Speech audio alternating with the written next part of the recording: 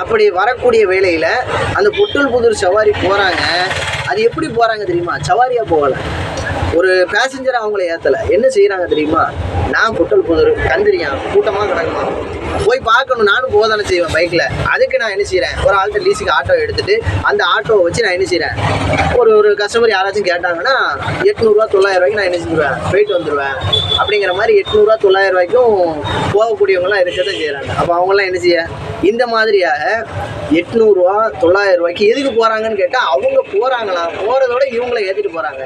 அப்போ இருக்கக்கூடிய auto driver இவ்வளோ கடன் வாங்கி, மிதி வாங்கி, அடி வாங்கி, வழியை அனுபவிச்சு, கஷ்டத்தை அனுபவிச்சு, கடனில் இருக்கக்கூடிய, வட்டியில் இருக்கக்கூடிய இந்த ஆட்டோக்காரெல்லாம் என்ன செய்ய சொல்லுங்கள்? இவங்க ஏதோ நேரப்போக்குக்கு வேறு வேலையில் இருந்துட்டு இதை நேரப்போக்குக்கு செய்கிறாங்க.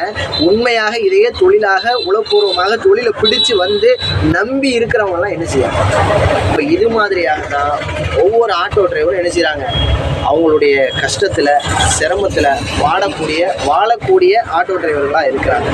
இதில் உட்காந்துட்டே நீங்கள் லோக்கல் 30 ரூபாயோ 20 ரூபாயோ அதற்காக சண்டை போட்டு போட்டி போட்டுக்கொண்டு பொறாமையோடு வன்மத்தை கக்கக்கூடியவர்களாக ஆட்டோ டிரைவருக்குள்ளேயே இவ்வளவு பிரச்சனையை சந்திச்சு கொண்டு நமக்குள்ளேயே வன்மத்தை உருவாக்கி கொண்டு தெரிகிறோம்னு சொன்னால் என்ன சொல்லன்னு தெரியல. அப்போ யோசிச்சுக்கோங்க. இன்ஷா அல்லாஹ் இது போன்ற செயல்கள்ல இருந்து கொஞ்சம் என்ன செய்யுங்க, விடை பெறுங்க. வாடகையை சரியாக வாங்குங்க. உங்களுக்கு வயிற்றுக்கு போகுதுன்னு சொல்லி மற்றவன் வயிற்றுல அடிக்கக்கூடாது, உங்களுக்கு வேணும்னு சொல்லி மற்றவன் வயிற்றுல அடித்து சம்பாதிக்கக்கூடாது. இல்லை, அவனுடைய உழைப்பு உண்மையாக இருக்குதுன்னு சொன்னால் அந்த உழைப்பு அவனுக்கு தகுந்த ஒரு ஊதியத்தை பெற்று தரணும். ஆனால் நாம் என்ன செய்கிறோம், அந்த ஊதியத்தை கெடுக்கிற விதமாக, அவன் வயிற்றுல அடித்து சம்பாதிக்கிற விதமாக அவனுடைய வயிற்றுல அடித்து நாம் சம்பாதிச்சுட்டு இருக்கிறோம். அதை முதல்ல புரிஞ்சுக்கங்க, சரிங்களா? குறைவாக வாடகை வாங்கக்கூடிய சம்பா ரேட்டுக்கு இலவசமாக டவுன்லேருந்து ஒருத்தர் கூட்டு வந்துட்டு இருக்கிறாப்லையா? என்னத்துக்கு இதெல்லாம், எதுக்குன்னே தெரியல. இங்கேருந்து டவுன் போகிறாப்லையா, ட்ராப் பண்ணிவிட்டு அங்கேருந்து திரும்பும்போது அவருக்கு வர வழி தானே, நான் என்ன செய்கிறேன், கூட்டு வந்துடுறேன். இங்கேருந்து 5.5 கிலோமீட்டர் கூட்டு வந்துடுறேன், வரதோட கூட்டு வரேன், அவ்வளோதான். அப்போ இது மாதிரி நீங்கள் கூட்டு வந்துடுவீங்க. அடுத்து ஒரு ஆட்டோ டிரைவர் சவாரி போகும்போது விட்டுட்டு போகிற வழி தான் நம்ம விட்டுறோம்ப்பா அப்படிங்க இப்படியே கேட்குறாங்க. செய்துமுள்ளூர் ஒரு சவாரி வச்சு நான் பேசுகிறேன். அவங்க சொல்கிறாங்க, இங்கேருந்து ட்ராப் மட்டும் 500 550 ரூபா கேட்டிருக்கேன்.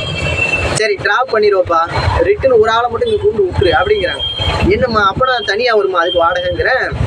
அது எப்படிப்பா, நீ போயிட்டு ரிட்டனுக்கு தானே வரணும், வரும்போது இங்கே கூண்டு விட்டுரு அப்படிங்கிறாங்க. அப்போ இது மாதிரியான பேச்சுக்கள் வர காரணம் என்ன? இது போன்ற குறைவாக சம்பா வாடகைக்கு அரைக்கக்கூடிய, தொழிலே தேவையில்லாத சும்மா எக்ஸ்ட்ரா வேலையை பார்க்கக்கூடிய இது போன்ற ஆட்டோ டிரைவர்களாக தான் வருது. தயவு செஞ்சு இதை முதல்ல திருத்துங்க, சரி செய்யுங்க, சரிங்களா?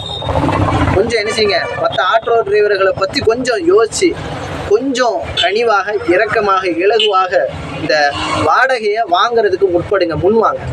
அவங்க வாடகை தர்றதுல பிரச்சனை கிடையாது, தர்றதுக்கு முன் வந்தாலும் இவங்க கேட்கறதுக்கு யோசிக்கிறாங்க, பயப்படுறாங்க. அதனாலேயே என்ன செய்யறாங்க, வாடகையை அழிச்சு விட்டுருக்காங்க. இன்னைக்கு டோட்டலாக ஓலா, ஊபர், ரேபிட்டோ சென்னையில், மதுரையில், திருச்சியிலன்னு சொன்னால் இங்கே முழுக்க இது போன்ற எக்ஸ்ட்ரா வேலை போகக்கூடிய டிரைவர்களால் இந்த ஆட்டோ தொழில் கெட்டு போயிடும், மோசமாக நாசமாகவே ஆயிடுச்சு. அதனால் தயவு செஞ்சு என்ன செய்யுங்க, இது போன்ற வேலைகள்லேருந்து கொஞ்சம் நீங்கள் எக்ஸ்ட்ரா வேலை இருக்குது அப்படின்னா அந்த வேலையை பார்த்துருங்க. இல்லையா, இதில் வரீங்கன்னா இதிலே வந்துடுங்க.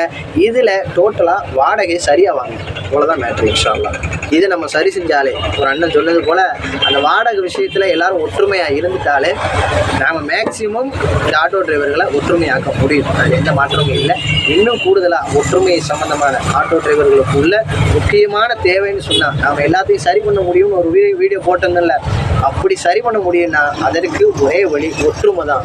அது சம்மந்தமாக இன்ஷா அல்லாஹ் என்ன செய்வோம், அடுத்த வீடியோவில் நாம் என்ன செய்வோம், கண்டிப்பாக சந்திப்போம் இன்ஷா அல்லாஹ். இந்த வீடியோ உங்களுக்கு பிடிச்சிருந்தா லைக் பண்ணுங்கள், சப்ஸ்கிரைப் பண்ணுங்கள். மற்றவர்களை தெரிந்து கொள்ள, அவங்களும் இந்த விஷயத்தை தெரிஞ்சுக்க, புரிஞ்சு கொள்ள நீங்கள் என்ன செய்யுங்க, அவங்களுக்கு அதிகமாக ஷேர் பண்ணுங்கள், எல்லா மக்களுக்கும் தெரியப்படுத்துங்க.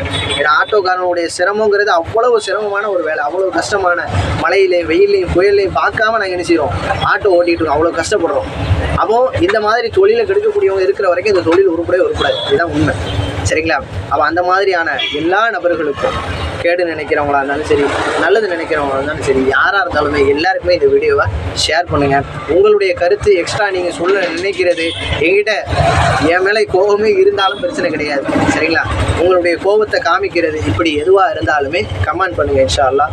இதை அதிகமான மக்களுக்கு ஷேர் பண்ணி, சப்ஸ்கிரைப் பண்ணி, பெல் ஐக்கானை கிளிக் பண்ணுங்கள் இன்ஷா அல்லாஹ்.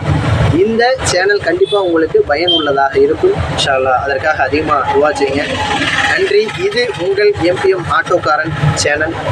வாழ்த்துக்கள் நண்பா. அஸ்ஸலாமு அலைக்கும்.